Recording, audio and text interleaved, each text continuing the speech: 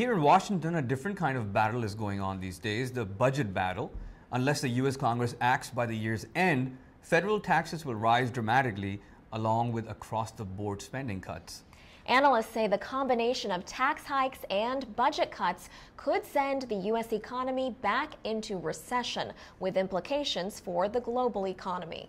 Now, can a divided Congress come together to forge a solution on the country's budget? VOA's Michael Bowman talked with On Assignment's Alexiou. Let's take a look. Now, this is all happening, of course, while there's a recession going on in Europe in the third quarter, and China's economy is slowing down. So there certainly must be some concern around the world, and certainly within the U.S., on its effects and what that might be. How can you kind of wrap that up for us a little bit? For many, many decades, the United States was the world's sort of economic engine.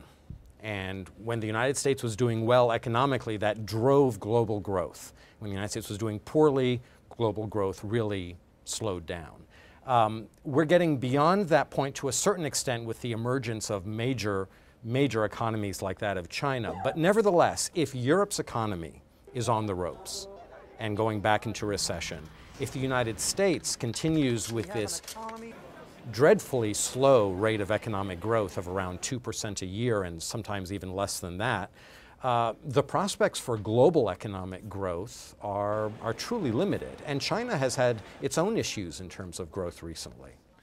But what are the two sides trying to do? What does the president want, and what do the Republicans want as they try to find some sort of bipartisan agreement with what's to do here?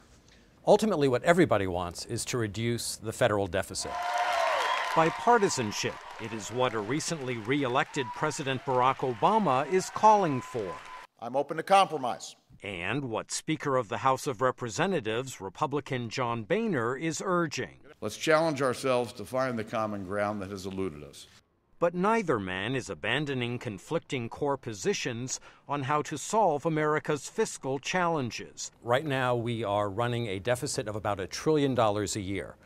The cumulative effect of the year-by-year deficits is a $16 trillion national debt, which is roughly equivalent to America's gross domestic product. President Obama, a Democrat, wants a higher tax rate for the rich. We have to combine spending cuts with revenue.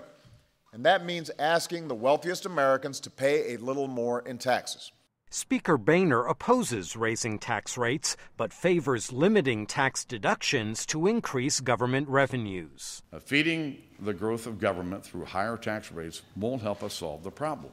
If you boost taxes, that's a disincentive for economic activity. If the federal government suddenly stops spending money, then there will be less money flowing into the economy and there will be less economic activity. So it's something of a catch-22 situation. The partisan debate on taxes is not new.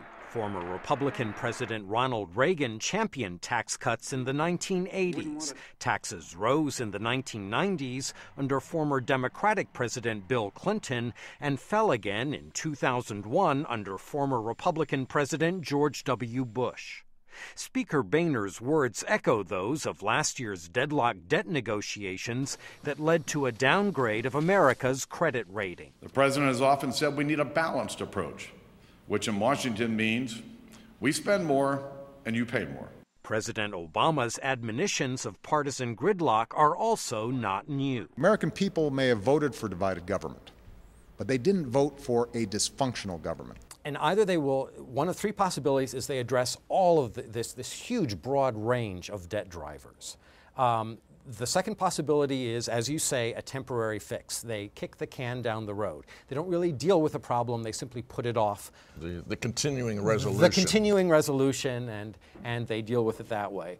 The third way is that nothing is done, that no agreement is reached, and we do go over this fiscal cliff. Many economists believe that if all of the measures, all of the taxes that were, the tax cuts that would expire, if that comes to pass, if all the spending cuts actually come to pass, that the United States would go back into a recession. And that was VOA's Michael Bowman with On Assignment's Alexiou.